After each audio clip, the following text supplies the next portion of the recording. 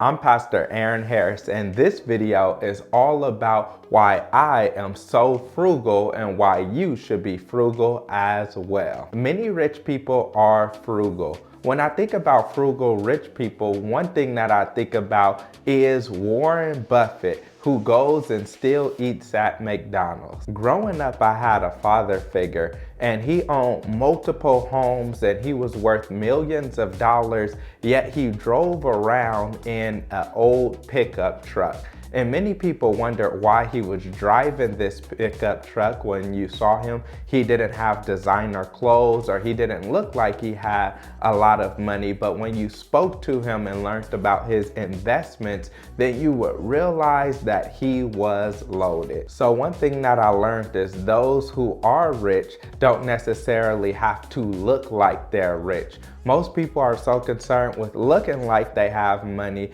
that they'll spend all the money that they have. I would much rather have money and look like I don't have money than to look like I do have money and I don't actually have anything. If you saw me driving by you on the freeway, you would not look at me twice and you would think nothing of my older model car. The reason that I did not go out and buy a brand new car and I don't wear designer clothes and get a lot of things like that and spend a ton of money on vacations is because I don't like spending a ton of money on depreciating assets. Instead, I rather spend my money on things that can grow in value. I like to invest the income that I have so that it can grow exponentially over time. I remember when I was about 18 years old, I had a cousin, and my cousin was talking about how much money they had spent on a pair of shoes. And this cousin was the same age as me,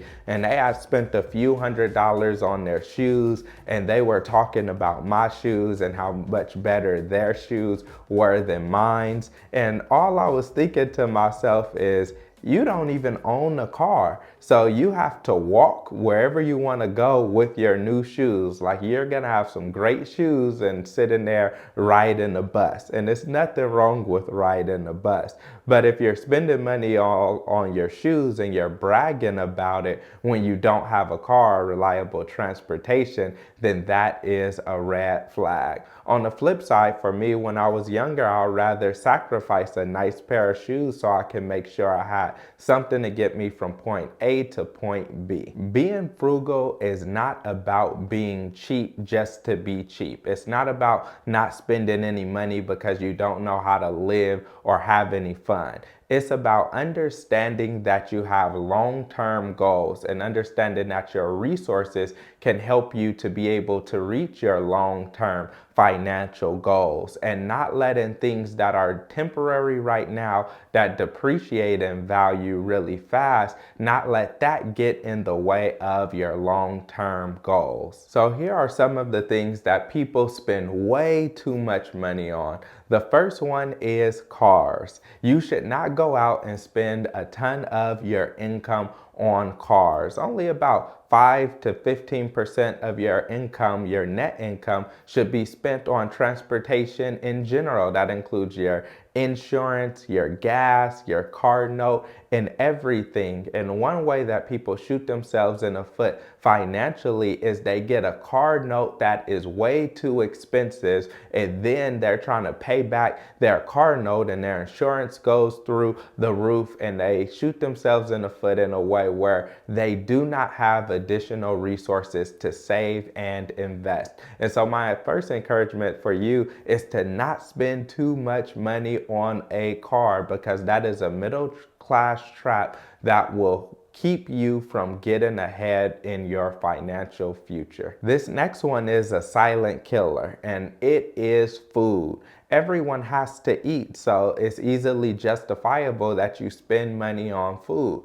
But we eat out entirely too much, and we spend too much money when we eat out. Some people eat out 2-3 times a day. They're stopping at Starbucks, stopping at Jamba Juice, stopping at the ice cream shops. They're shopping and getting desserts, and you just spend a little bit of money here and there. And so at the end of the day, if you end end up spending $15 for breakfast or $25 for lunch every day and $30 and $40 and $50 going out to dinner with your friends. When you look over the course of 30 days, then many people will find out that they're spending hundreds of unnecessary dollars on food when they could have went another route that was less expensive. And I already gave you some examples about clothes where people spend too much money on focusing on designer clothes and accessories, watches, glasses, handbags. Do not be that person and do not do that. But what I want to talk to you a little bit also is your home. A lot of people spend too much money on their home. Instead of getting something that they can easily afford, they look at what is the maximum that I can afford? What is the biggest apartment I can afford? What's the biggest home that I could afford? What's the biggest house that we could buy? And then people end up being house poor, where you're spending all your money on rent and mortgage and talking about it's too expensive and you can't get by. But one thing you may have to do is you may have to go and get a roommate if you're younger and live with someone. Some people say, that's not cool. I don't want to live with anyone. I had roommates. I don't want to do that again. And sometimes I say, well, if you're looking at your financial situation, you cannot afford to live by yourself. And on the flip side, what we can look at is some people buy entirely too much house, where now you're living paycheck to paycheck trying to make those mortgage payments because you have this dream home, when instead what you need to do is you need to focus on getting something that you can afford, making sure that you still have money to both save and invest. And another killer is vacations. People see their friends, people on Instagram and different places going on these elaborate vacations, spending a ton of money. And so people are tempted to travel the world, to go places. And I want you to have fun and I want you to have great experiences, but don't spend all of your money on vacations. Don't spend so much money on vacations that you come back home and you're broke and living paycheck to paycheck. Make sure you are saving and investing and going on vacations that you can actually afford. And remember, when it comes to all of your finances, just because you can afford something doesn't mean you should buy something. Don't spend your money up based off of what you can afford, but instead spend your money based upon what will help you still be able to save and invest, still be able to reach your financial goal so you can set yourself up for financial success in the future. So if you enjoyed this video, then watch the other videos which is on this channel, which is all about financial literacy.